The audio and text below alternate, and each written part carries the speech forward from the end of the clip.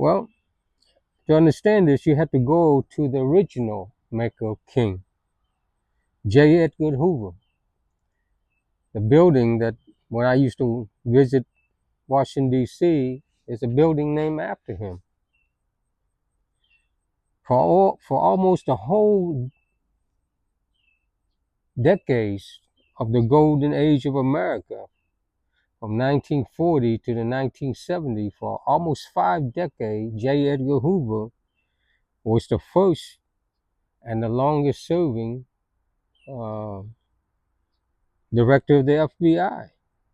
He was so powerful that everyone in Washington, D.C. for half a century was afraid of him. J. Edgar Hoover was a closeted gay man who loved to cross dress, and he controlled the most